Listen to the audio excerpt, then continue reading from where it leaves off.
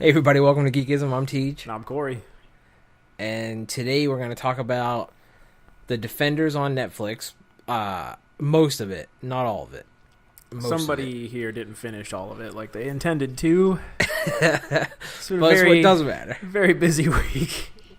because I can. So I finished it. I can just give my general thoughts after we conclude what, like the in quote spoiler stuff that we're going to get into up until where Corey stopped.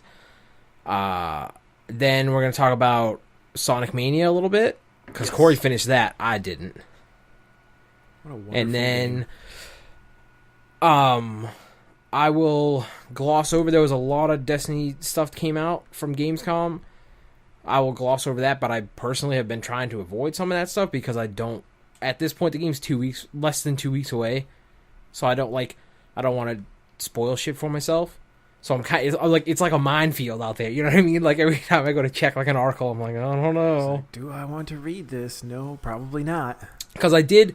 I mean, I will mention one thing that I guess unintentionally got like shown, and it's a bummer because I kind of spoiled it for myself. Which I was like, man, I wish I would have been able to just discover that in the game. But it is really cool, so I guess I could talk about it. But yeah, so we'll start with Defender stuff and then just kind of go from there. So, oh yeah, I've only go made ahead. it 5. I've only made it 5 episodes in. Now, I'm liking what I'm seeing, but man, they still have not figured out this whole Iron Fist thing. what? Now, just refresh me. So you watched through episode 5. What happened in episode 5? Just so I can kind of try and remember where that is. Episode 5 was roughly about where a little after Stick had killed the guy with the white hat. Okay. Like when they had him tied up or whatever. Yeah, and then he tries to escape, and then he yokes up Danny, and then there's like a little bit of a struggle, and Stick's like, nah, I'm gonna just lop your head off. Okay. And there's kind of that what the fuck moment from everybody else that's standing there. So, I mean, I guess start at the beginning. So, episode 1. Well, first, even just more general than that, personally, in my opinion, I felt the first, like, two and a half episodes were super slow. And honestly, probably could have been condensed to, like, one episode. Which Yeah, then when I found out that the whole series was only 8 episodes, bummed me right out. Because I was like, well, that's, like, almost a third of it that is just like, ugh. Yeah, I don't know. Like, You know, maybe that's just me. I don't know. we'll see by the time it's done if I'm like, wow, they probably could have done more episodes with this to, like, flesh everything out more. But right now, 8 episodes seems like it's going to be perfectly fine. Well, for me, my issue was that since I felt those episodes were so slow because I thought that they could have done more in the individual series that would have negated the need to kind of put all this exposition in those first like 3 episodes of this. Like I wanted when the Defenders started, I wanted like 1.5 episodes of like shit going down, Stick showing up and being like, hey, this is what's going on, and then the rest of the series was them fighting dudes and figuring it out. Instead, what you get is little hints in Daredevil, hints in Iron Fist, no mention of the Hand whatsoever pretty much in Jessica Jones and Luke Cage. So that way they need to pretty much explain it all to those characters in the Defenders, which I felt was a bummer because at this point we should have already known. And there was ways to do it, which is what annoyed me. Like, when I was thinking about it after, I was like, they could have introduced this. Like, Jessica Jones, it could have been a throwaway thing, right? But it could have set it up in that series. So if you were a person who only watched Jessica Jones and you're like, oh, I want to watch the Defenders because she's in there, you could have remembered, oh, like what if the Jessica Jones series starts and before all the Kilgrave stuff, oh, I'm tracking a missing person. It happens to be someone who was involved with some organization. I don't really know, some whatever. The case has gone cold. It's whatever. And you've turned, like, it's a hint at the Hand. Whatever. Okay, cool. Boom. Done. That's how you mention it in there, right? Luke Cage could have a very similar thing. Oh, there's people disappearing in Harlem or whatever. All right, I'll get to that, but I got to deal with this cottonmouth shit first. Well, they could have even tied in the character, who's now dead, to Luke Cage, like, since he is the one responsible for hiring these young kids in Harlem. That's what I'm saying. Like, there was ways that was my biggest problem. I think there was ways it could have been done that would have made the Defenders better. Not that the Defenders was bad, but just before we even get into all the episodes we're going to talk about, for me, the shows got progressively, and it's weird because I'm going to say worse, but I don't mean like none of the shows I would say are really bad, except, and even Iron Fist I wouldn't say is a bad show. It's just when you compare it to everything else, you're like, ugh, right? But yeah, in comparison, it doesn't even like. But for me, it's the I lowest would put, of the totem pole. Like for me, if I'm ranking all the Marvel Netflix shows, Iron Fist is last, and Defenders is second to last. Ooh. Like, and again, it's not that it's bad, but going with what I just mentioned with the first 2.5 episodes being kind of boring and explaining stuff that I think they could have handled before, and it only being 8 episodes, and them doing, in my opinion, sort of the same thing they did with Iron Fist, where like they showed a lot of what Sigourney Weaver's character and shit was doing. Like, I don't fucking care about that. As soon as all these 4 dudes are together, that's what I want to see on the screen 90% of the time. Every time they cut to something else, I was like, oh, when are we going to get back to I don't really care too much about Sigourney Weaver's character because, like, as far as for, like, being their leader, like, it hasn't really shown anything as to her being, like, a badass. Yeah, like, exactly. Why and, like, obviously I'm not done, but still, like, I'm just like, well, this is my thing is you're like, gonna whatever. Like, and we're gonna have to circle back around to this when you finish, so we can talk about it. But like I said, I'll just say that it fell into some of the same traps that I felt Iron Fist did, and I think it suffered as a whole for that. Now, if they come back and do Defenders 2, who knows? But it'll probably be better, I'd imagine. But, and I'm hoping Iron Fist Season 2 is better. They really need to understand that Iron Fist, it's not just one fist. I'll tell you, and I this is the thing I think is going to hurt them, right? Because in the comics, again, I'm not like the most diehard Iron Fist guy. I don't know a ton about. I just know from the Power Man Iron Fist comics that I read and like the here and there stories I've read. But like, he can channel it and punch, yes. But this in the show they made it seem like, oh, if he uses it, he's fucking exhausted for the next day. And I'm like, I wish you never wrote that in as like as a device, right? Because now you can never get out of that.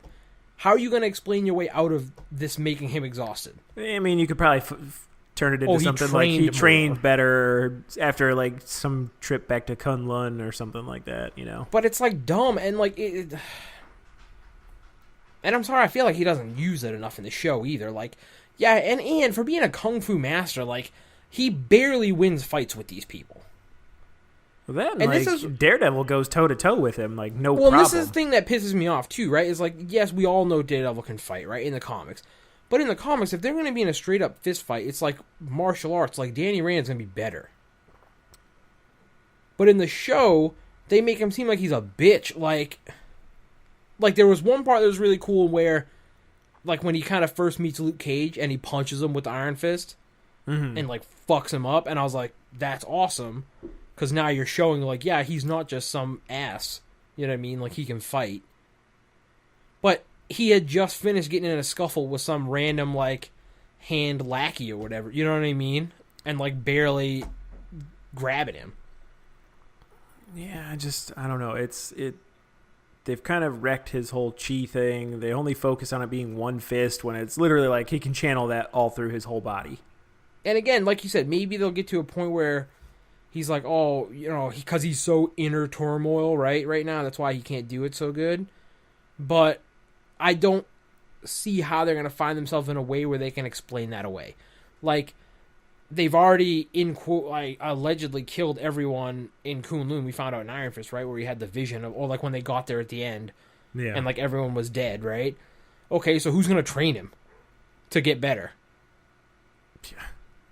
You know what I mean? Like, they've sort of just disappeared like him, and then maybe they all decide one day to come back. Like, they've sort of written them, like, they've written themselves into this box that I don't know how you're going to get out of.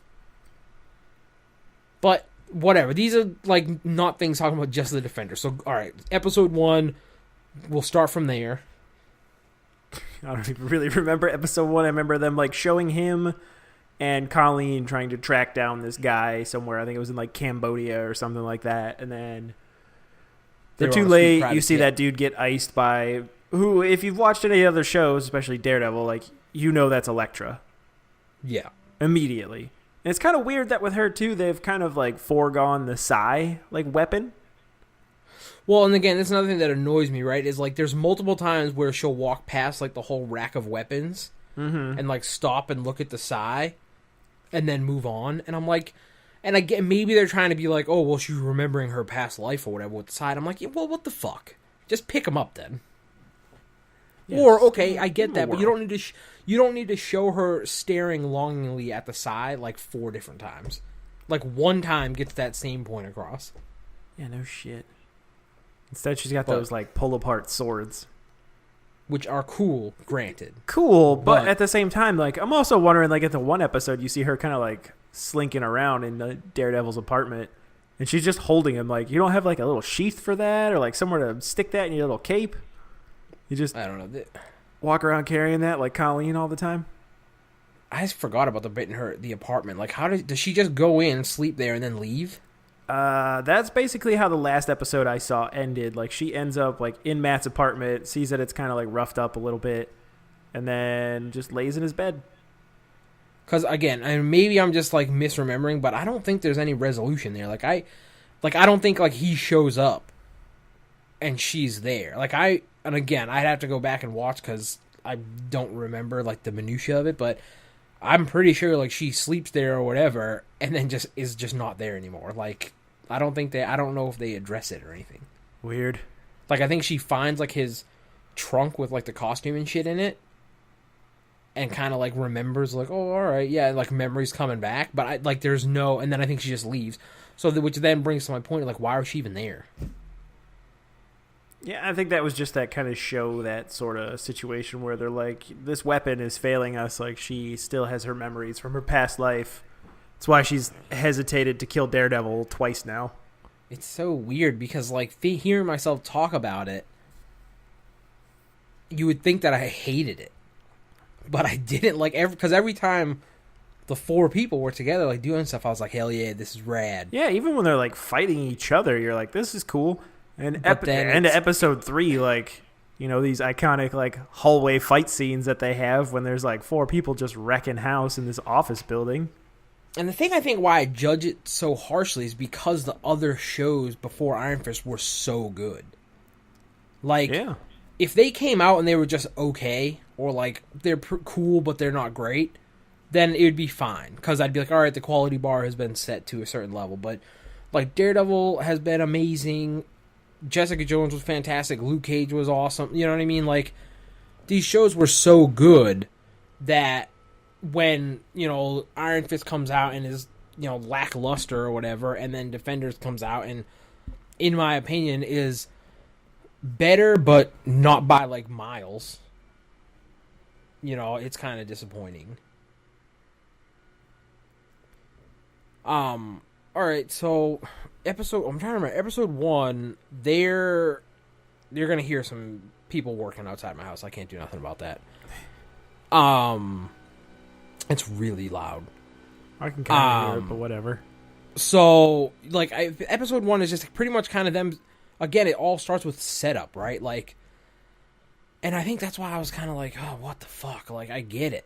You know, like, they were hunting down hand people, sure. Luke's getting out of prison, alright, cool. Matt, Jessica's again, still I didn't drunk.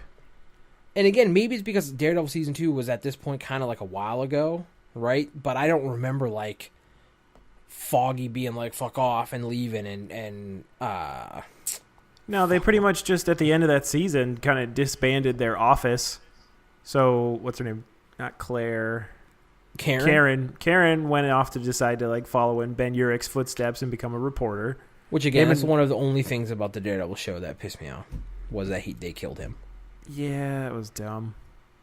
But yeah, I don't know. I felt like, yeah, but I never got the impression at the end of season 2 of Daredevil that they were like, "Fuck Matt, he's reckless. This life is a mess." But you know what I mean. But then when you pick up in Defenders, like this guy is hanging on by a thread. It seems like. Well, it sounded like he was basically doing all those cases for free. I don't know. I was just like, it was a weird transition there for me. I kind of got that impression at the end of season 2 of Daredevil that they were like, we're breaking up the band. We're going to go do our own shit. Seen it in so long. I just rewatched it not too long ago. Oh, well. Episode 1 is pretty much just showing what everyone is doing on their own, right? Then episode 2 is sort of what they're doing on their own and kind of slowly converging them all on the same point. Mm-hmm. And then at the end of it, I think it's the end of episode 2 where they finally like all get together. Yeah, because they all kind of get pointed to that office building. Yeah, and then the first half of episode 3 is kind of them being like, all right, like how different ways they're going to get in the office building or whatever. Mm-hmm. And the back half of episode 3 is them in like where the cool shit starts to happen, where them all fighting together in this office building. Now the thing that I thought was kind of funny, because I I saw a comment about this online before I started watching, where they're in that office building and Iron Fist is kind of telling them like, yeah, I know who you are, I'm going to take you down and use all these resources. Somebody was like, didn't it seem a little weird that all these people sitting at this table just all of a sudden have like telescoping batons? And I'm like, you really think that's like weird in a show where there's like mystical ninjas and people that have like glowing energy fists and like a blind guy with super senses and a bulletproof guy? Like, so you think it's weird that this secret organization, all of its people are carrying weapons? Yeah, I didn't have an issue with that. I was like, yeah, they'd probably... It's just like people... It's just like if you walk into like a security office or whatever, people are going to have guns, right? Like... Yeah, I was like, why is that weird? Like, how are you not... Like, why is that a surprise? Yeah, I don't know. But I did, like, seeing that scene, though, and they all just, like, whip out those batons, I just fucking started laughing. I did like... some of the highlights of the show for me were... the scenes with Danny and Luke, like kind of building that friendship, because I think they did a good job of that. Because they not only did they do a good job of sort of them growing a camaraderie, but they also did a good job of pointing out like their differences in philosophy about stuff. Like the whole monologue where Luke calls out Danny for like, you're just some rich white boy, like you have no idea, you know what I mean? He essentially looks at him and goes, hey Luke, or hey Danny, check your privilege. Exactly. And like it was fantastic because it is a thing, and that's a thing that is addressed in these comics, right? Like, and that's why I love the pairing of these two so much, because they're so different in how they live, how they fight, like all this other stuff, but yet they're like best buds, you know? And it just works so well. And I think it's weird because where I found that Finn Jones, the dude playing Iron Fist, didn't have a whole lot of chemistry with most anyone else. I felt like him and Michael Coulter, the guy who plays Luke Cage, like I felt they did really good together in the scenes that was just them two. Yeah. So if it leads to more of that, like that's fine by me. But I think it's going to be real hard at this point to now go into Iron Fist Season 2, like if Luke Cage doesn't show up. It almost makes you wish they would just make those two a combined series, like Luke Cage and Iron Fist, or like Heroes for Hire. Like, and that's another thing too. Like the Defenders ends, and there's not a single mention of them working together again. Like just those two even, and I was like, what the fuck? Man, it's gotta be weird though for Luke Cage, like when he walks in, like if you were to walk in that room where everyone at one point is like held up in the precinct, like all their like protective like people. You walk in there and there's like you're surrounded by like 3 women that you slept with. Listen, just gotta get some coffee, man. You know what I mean? Just gotta get that coffee. Which is interesting too, because obviously reading the comics, you know the relationship Jessica Jones and Luke have, right? Like married and all this other stuff. So I'm like, I wonder if they're going to eventually get to that point in the show, or if him and Claire is just going to be a thing forever. Yeah, I don't know. Because they kind of hint at it like that. Because I think somebody asked him like, what's up with you and Jessica, or whatever, and he kind of like, oh, we had a thing or whatever, and they kind of hint like that there might still be something there, but they don't really go into it. It's kind of strange. We got plenty of time, though, to get there. So, episode 3, office building fight, which is a cool fight, and and Elektra shows up, and again, it goes back to a reason why I love Daredevil as a character, and it's one of the things I don't like about him at the same time, is like Elektra shows up and immediately he just forgets like what's important and what's going on. And he's like, no, fuck Yeah, he's kind of everything. I just need to like, make Elektra oh work. yeah, I And know like, who this is. I need to figure this out. I can save her. Why is she fighting us? And I think again, I don't mind that being in the show, but I think it goes on for a long time. Him being like, no, I can fix it, and I'm like, come on, man. I'm trying to think what else happened in episode 4. Is episode 4 the? I want to say in episode... Is that the one when they have Stick? Stick shows up. He's cut his hand off at that point, Okay. which was very surprising. That I was like, oh, he's just going to use this sharp-ass sword to cut the cuffs. He's just like, nah. Fucking hands wham, off. right off there. Which you would think if a sword can cut through your hand really quickly, like through bone and everything, like it would have no problem slicing through like a tiny handcuff link. You would think so. But cutting your hand off is a little more dramatic. You would think so. But, Yeah, how else are you going to wear a cool fucking nub wrap, you know what I mean, for the rest of the series if you don't cut your hand off? Episode 4 is like them. They've escaped and they're like in that Chinese restaurant. Where I think they spend the next, like, episode and a half or whatever. Basically. And then like eventually that all the hand people kind of show up. The Elektra gets hit with a car. That was cool.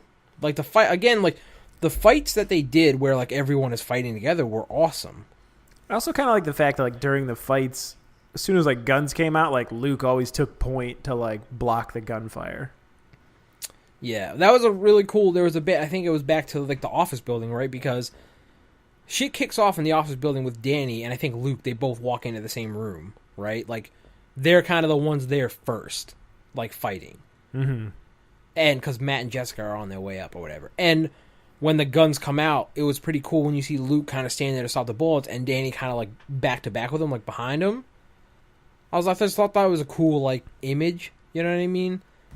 Especially knowing like the comics and stuff, but I don't know. It was just little, like there was little things like that I really liked.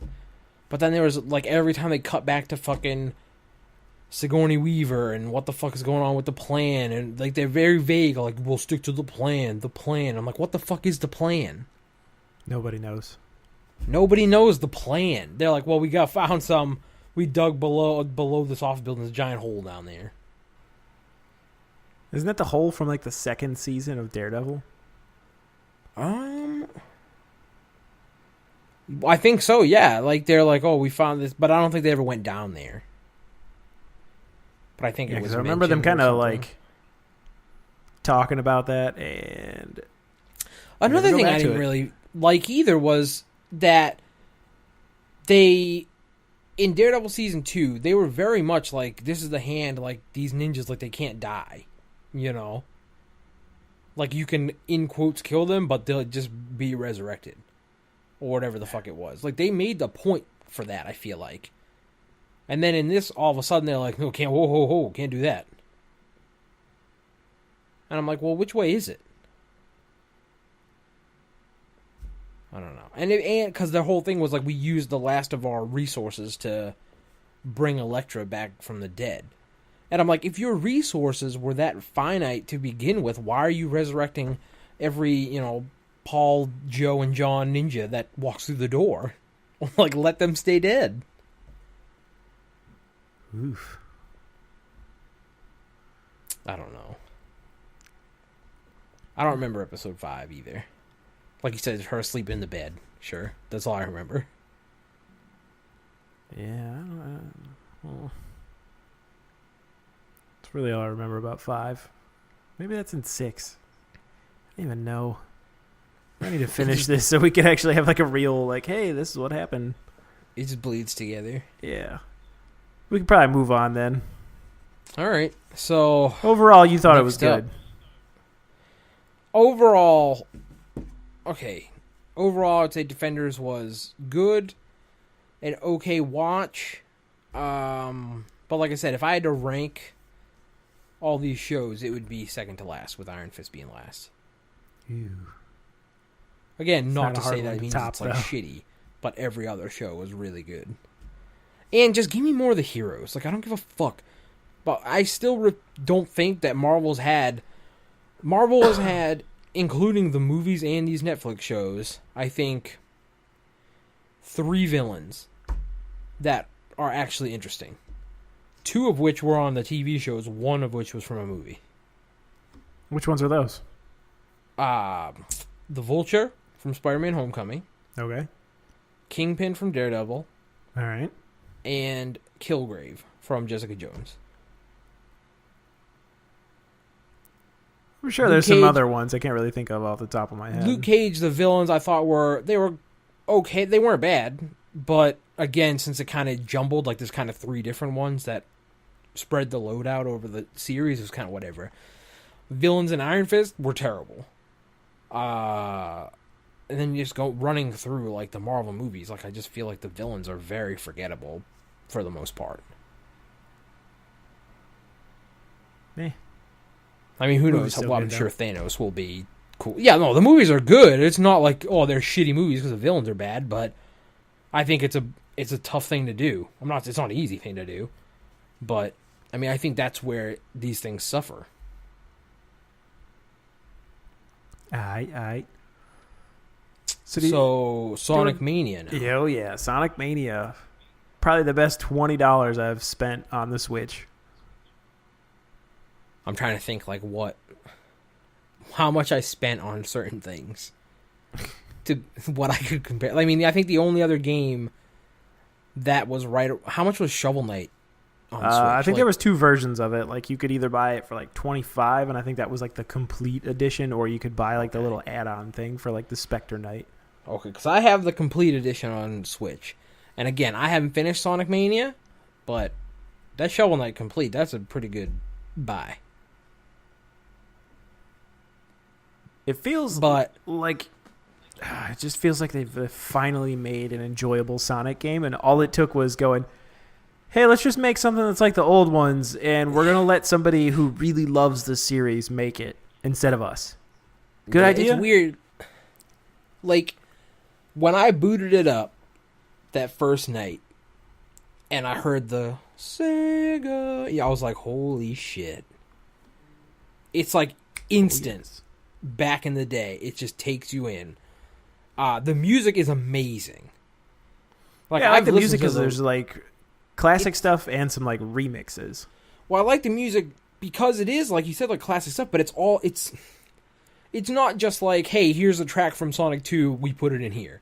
It's, here's a track from Sonic 1, 2, whatever, but slightly different and remixed in a way that makes it fresh and new and fit in here. And it's so, like, I've listened to the complete soundtrack for this game multiple times. I found out there's a vinyl release. I might have to get it. The music is one of my favorite parts. What I didn't know, because I've only played the first zone, what I was not aware of is that you could play as Knuckles, who is the homie. So that changes things for me. Yeah, because you can go through, you could play as Knuckles, you could play as Sonic, you could play as Sonic and Tails, you could play as just Tails, you could play as just Sonic. Who's ever picking just Tails? I would probably check it out. No, fuck out of here. What, man? I named my dog after Tails. So funny note about Tails, when I was first playing, he got stuck on a piece of geometry, and I had to like back up and try and work out how he could jump up with me where I went. No way, man. You just keep going. Eventually, he comes back. Well, I didn't know that. I was like, is he going to be trapped here forever in the fucking Green Hill Zone? I was like, I got to save him. No, man. You just let him go. He's got it. But yeah, so you beat it. I didn't. I finished it. There's also a mode that you can unlock that's just called and Knuckles. So you could play the game as Sonic and Knuckles, so he'll follow you around, or Knuckles and Knuckles. That's awesome. It's also based around a meme. Well, I saw Chris showed us a picture of like, what was it? He's like, he unlocked the debug mode. Yeah, and the debug mode lets you just put like items and enemies and just stuff like all over the fucking place. Which seemed pretty funny. So, alright, so I mean, you can spoil it as much as you want or as little as you want. Overall, though, give me like the, mini review of Sonic Mania. I couldn't stop playing it. Like, I think it took me maybe 2-3 days at most to finish it, like in little like hour or two like spans to finish. It's 13 levels long. Okay. But each one has 2 acts. The boss fights are cool. Like, the bonus stage stuff is cool. The only bonus stage stuff that I can't really get behind just because it was super annoying and I wasn't very good at it is the ones where you collect the Chaos Emeralds. See, I've only, like I said, I've only done the first zone, so I don't really know about all of it. Like, I jumped into one that was like a race where there's like these little balls and there's rings. And then eventually I was chasing a little thing. You did the ones where you get the coins. Yeah, that one. And then I thought there was one other style one I did. Those are the ones where you run in through, like you hit a checkpoint and there's like the little like star swirl around it and you jump into that. The other one is when you jump into like the giant ring. Yeah, I did that one. That's where you get the Chaos Emeralds. And like the first time you do it, it's a little easy because what you have to do is there's like a robot holding the Chaos Emerald and you're running around a track. And you have to catch it. So the way you go faster is either by collecting the blue orbs. And while you're doing that, you also want to grab rings because the rings are almost like adding to your time. So if the clock runs out and you haven't caught this thing yet, like, obviously you lose. I think I've gotten through 3 of them. And they definitely get progressively harder because you'll start like focusing like on trying to catch the thing. And then I forget about the rings. And then it'd be like, time out. Another one, I fell through a hole in the ground. I was just like, motherfucker. Yeah, it's weird. Like, I mean, I said it on the show before. Like, this was a game I knew going in that I was going to buy and probably never beat. Because I do this all the time. It's so good, though. Even like and the second... now that doesn't... What's up? Like, it's weird. I'm trying to think, like... Because it doesn't reflect on the game being bad. Like, that's nothing to do with it. It's just a matter of, like, I get in these rhythms of, like, I really need to be in a mood to play something. Like, I have certain games that I'm like, I can just play whenever. But then there's other games that I'm like, I really need to be like, oh, I want to play this right now. And after I beat that first zone and I shut it off, I was like, this is going to be one of those games. Like, I am not going to play it again until I'm like, man, I really want to play that again. And it's just with looking at, like, what I'm playing right now and... I mean, like we'll talk about a little bit in a little bit here, but Destiny 2 coming out in less than 2 weeks at this point. Like, whenever I get back to Sonic, it's going to be a while from now. Man, you could probably blow through it pretty fast if you just keep at it. I am garbage tier at Sonic, so it definitely would not be a quick run. Gotta go fast, dude. And I don't pick up, like, I don't, it's funny because everyone's like, the beauty about Sonic is, like, the levels are so big you can explore. I don't. I'm just like, no. I need to get from point A to point B as fast as possible. I will say some of those are little tricky to make it through. Like, there's a few where it took me, like, navigating them took a few tries. I didn't like the fact that if you make it to Zone 2 and you run out of lives, they start you all the way back at Act 1. Sorry, if you get to Act 2 and you die, they start you at Act 1. Ooh. Which made it kind of a pain in the ass. Well, that'd be a bummer because I'm pretty sure I would die. The boss fights are cool. I would say my favorite boss fight is during the chemical plant zone, where you just like fall down a hole and then all of a sudden you are playing Dr. Robotnik in a game of Mean Bean Machine. Some of the other ones later on, there's like obviously like the Metal Sonic is there, but his fight is kind of annoying. Some of the other ones are like revisiting old things from previous games, but in different ways. Some of the other little details in the game that were cool was like playing through when you get like the shields. That I think those came about in like Sonic 3. Where it'd be like the fire shield, the bubble shield, and like just like the extra hit and the electricity. Well, the fire one, when you're in this like oil refinery area, I think it's Oil Ocean Zone. As soon as you have that shield and you touch any oil, it just sets everything on fire. Like obviously it doesn't hurt you because you're in the shield, but I was like, wow, that's a weird touch. I don't remember doing that in the old game. Now, is Golden Sonic in this one? Super Sonic is in there. Yes. You have to collect all the Chaos Emeralds, though. What about, what's the other one? Shadow Sonic, or whatever the fuck his name is. Shadow's not in there. It's mostly just like classic Sonic characters. I don't know a lot about Sonic outside of like I think before this one and like just here and there random games. I think the only ones like I really played were Sonic 1 and 2. Right? Which one was the first one with Knuckles in it? That's Sonic 3. He shows up, and then you could play as him in Sonic and Knuckles. Okay, so I played Sonic 1 and 2. I don't think I played 3. Because I think the first time I saw Knuckles was the one where you can play as him. So then there was the weird thing with Sonic and Knuckles where you could put the cartridge in the system and then flip the top open and then put Sonic 3 or 2 and stuff in there. Yeah, but outside of those, like, I don't think I really, like, I think there was the one on the 360 at one point or whatever, like, I tried, like, a demo for or some shit. I don't know. I just kind of was like, ugh, alright, shitty Sonic games. Yeah, some of those 360 ones were pretty bad. Like, I think the last good Sonic game that I liked before this came out was, like, Sonic Generations was fun. Mostly, like, the 2D, like, classic Sonic levels were good. And then, like, before that was probably the first Sonic Adventure. Yeah, but there's no, like, Shadow or, what I think her name was, Rogue or, like, Big the Cat, any of those characters.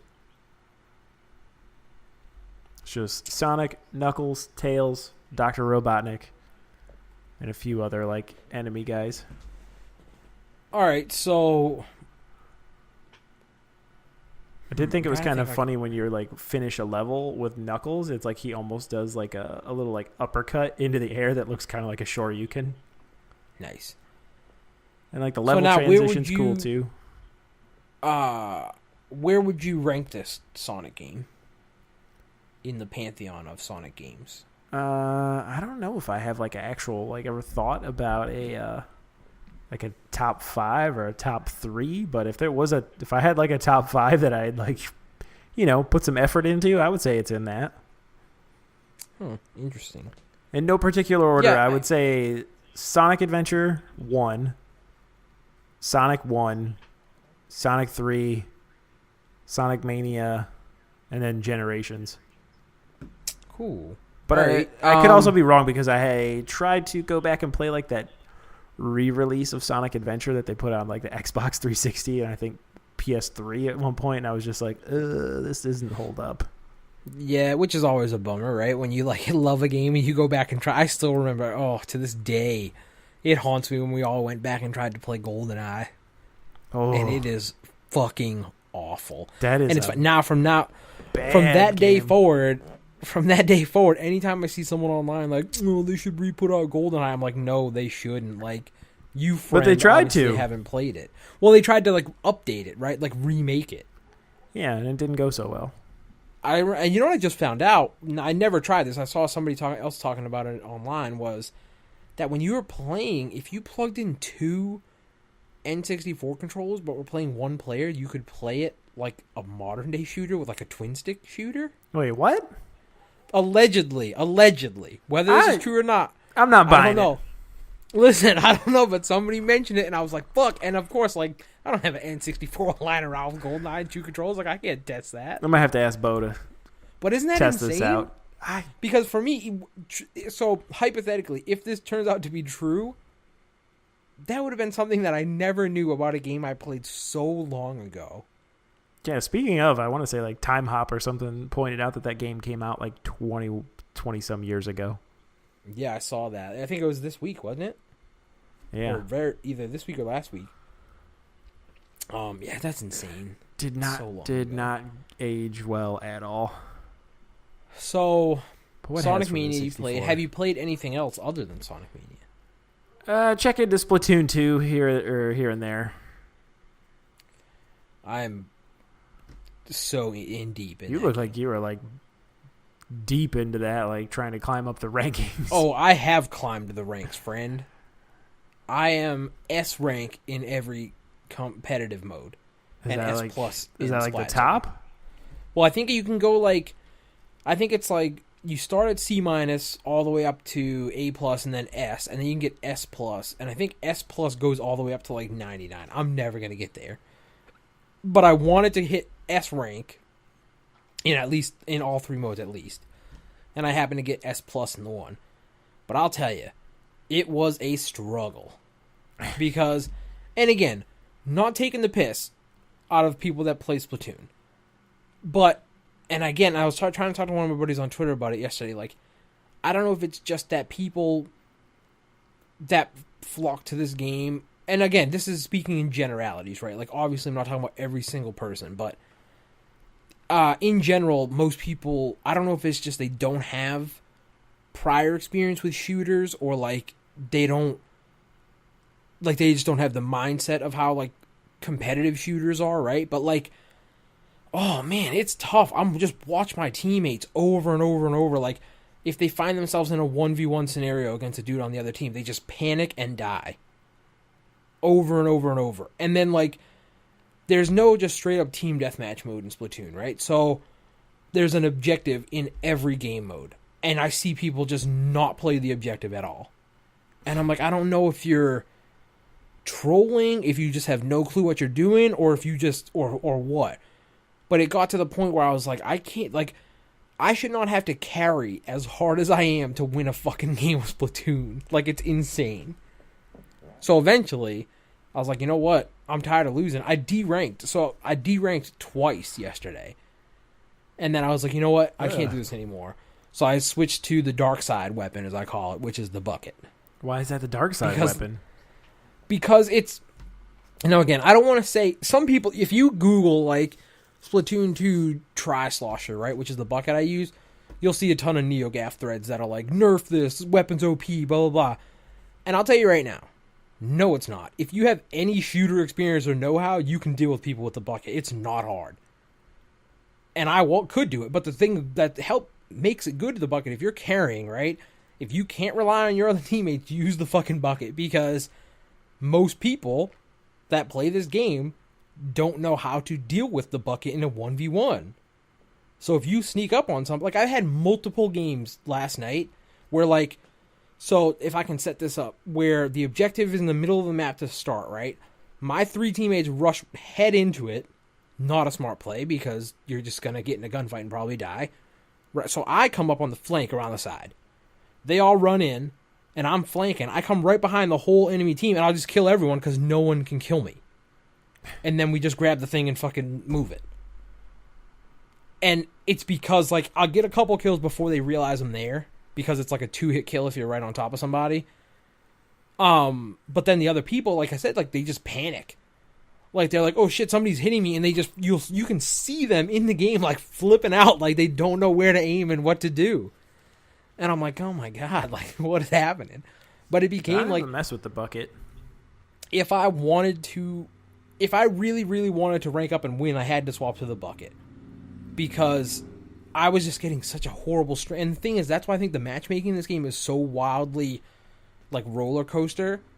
Because I'll have strings of matches where I'm like, oh, everyone, even my team and the other team, everyone's playing good, they're playing the objective, like, these are fun, competitive games.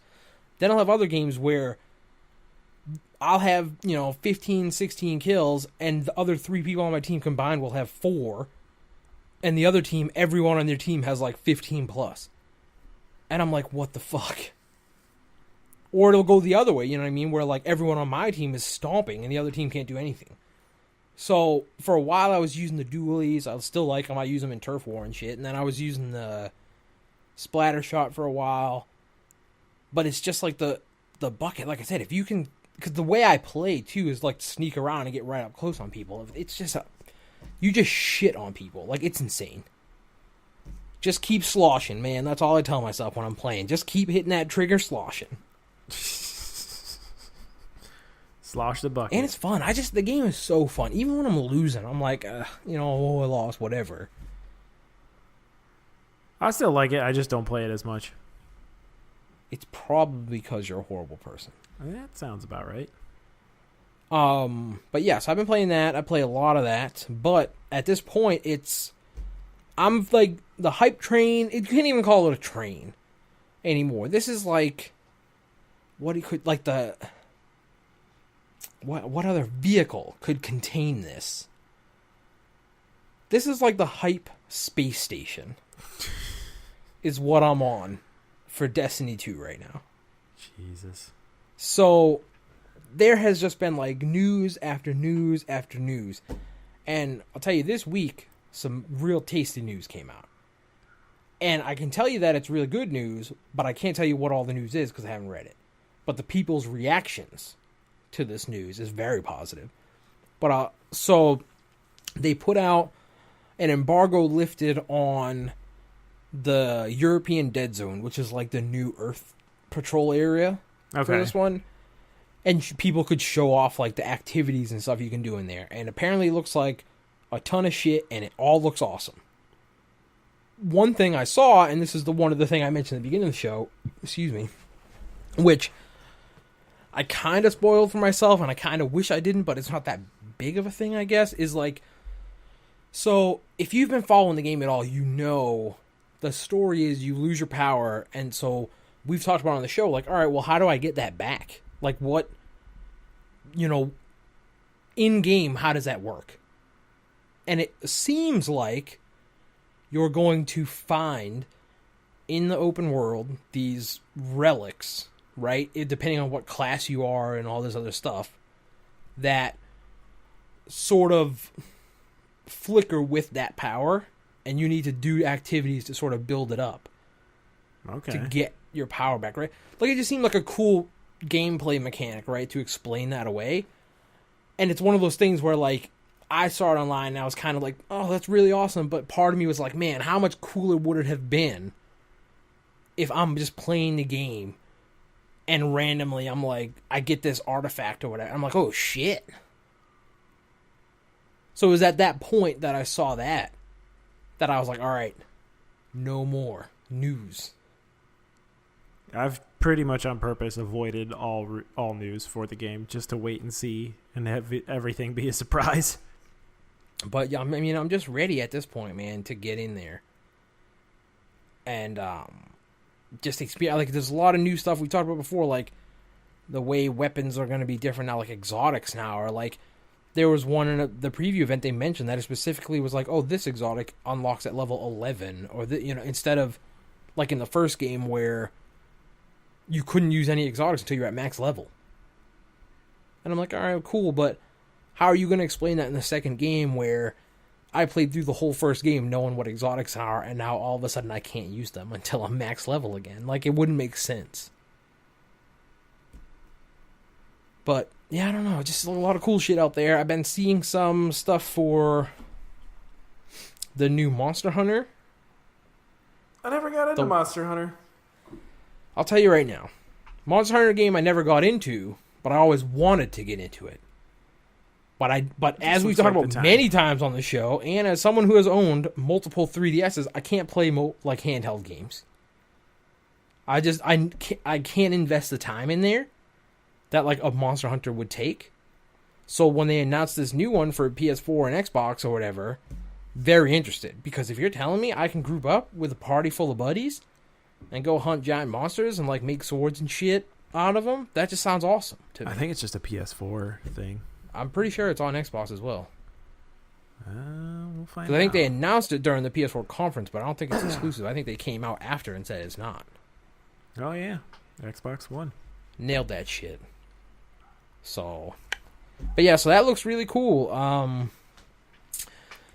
Trying to think. I was debating giving No Man's Sky another shot. Fuck no. With all this update stuff. But the thing for me was, I was never super shitty on that game anyways, like a lot of people were.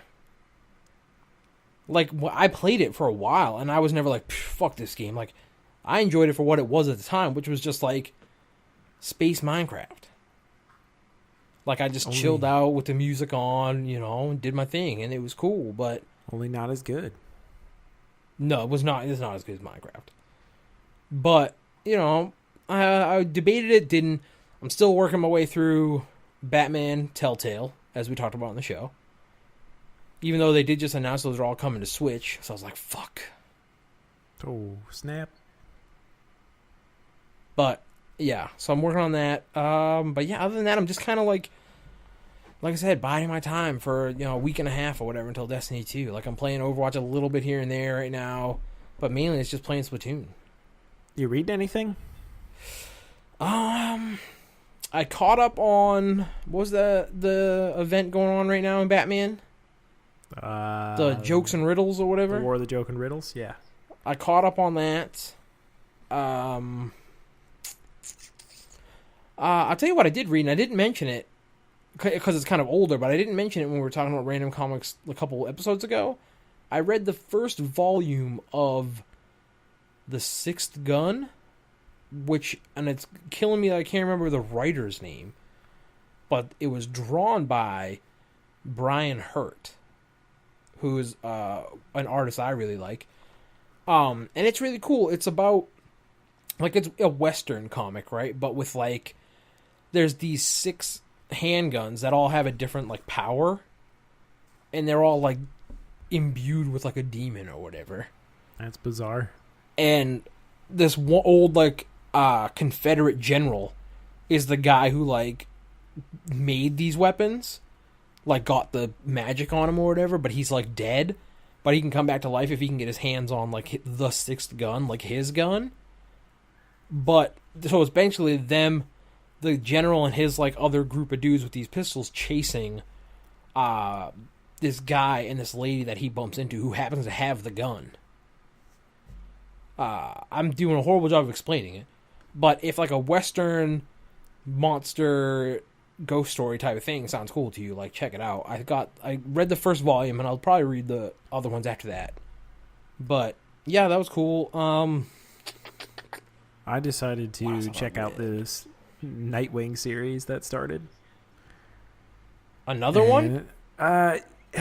It's almost or is it the same, this almost seems like a what if kind of thing, or like a futuristic. Did the regular event. Nightwing book end? I don't believe so. I think that's still going. But what this is, it's called Nightwing, so this is like the New Order. Is it still Dick Grayson? It's still Dick Grayson, and it's written by Kyle Fuck Higgins. yeah. But when you look at the cover, it looks like a very, like, Russian propaganda kind of poster. Are they trying to cash in on Superman Red Sun, and they're like, now Batman was here. What if Nightwing was here? No, what this is...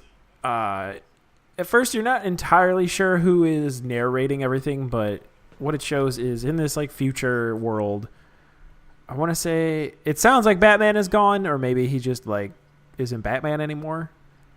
But Dick Grayson has basically made it a mission to eliminate superpowers. Huh. By, like, either, well, at one point you see Superman and he's on the ground and he's, like, wrecked, like things are stabbed through him.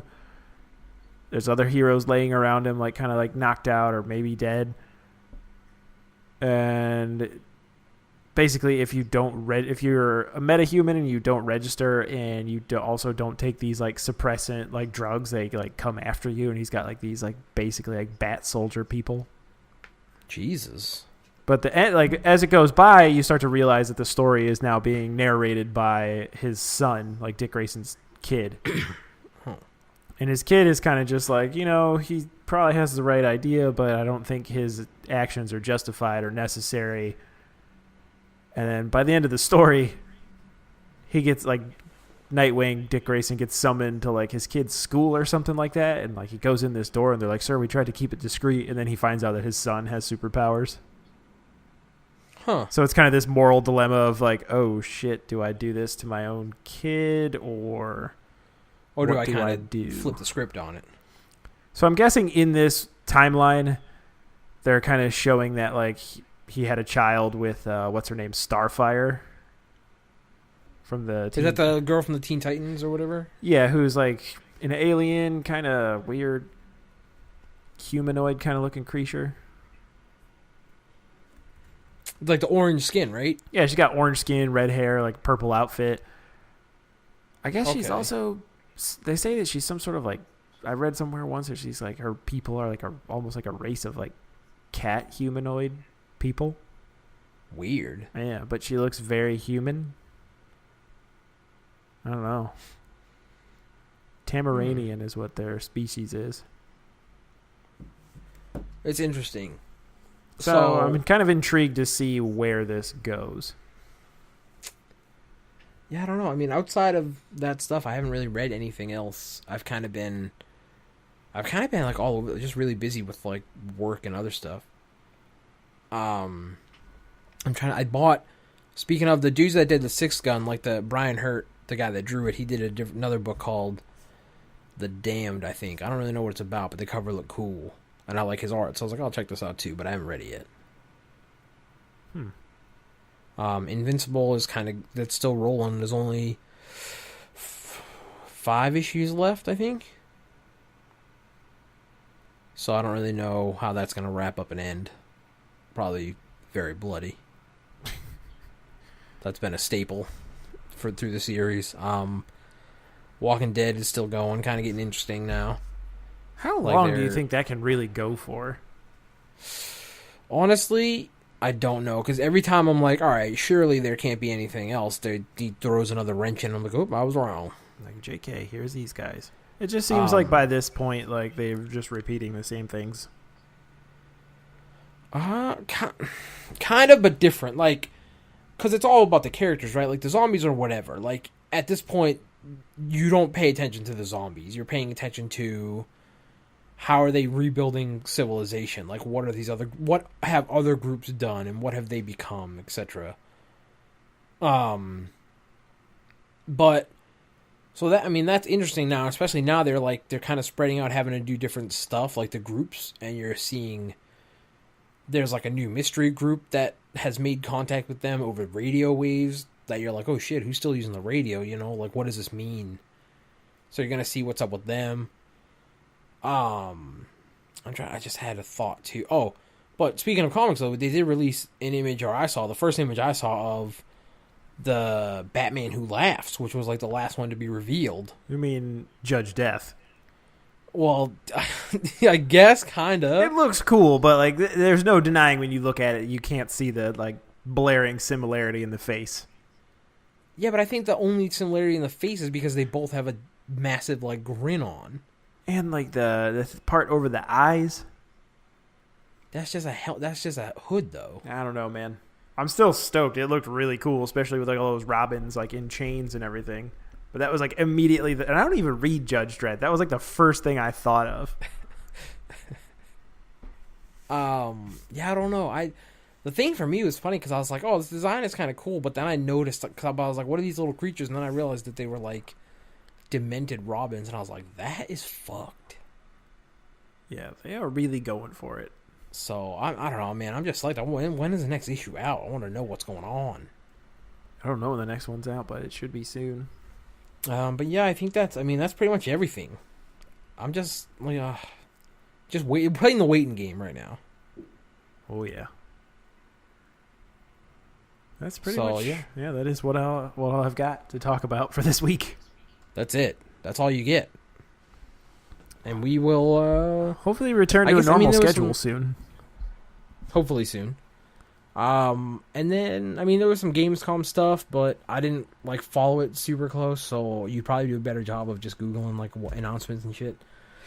I guess before we get out of here real quick, like the Xbox One X pre-orders went live, which I guess I read today are doing really good. Apparently this is like the highest volume of pre-order of any Xbox ever.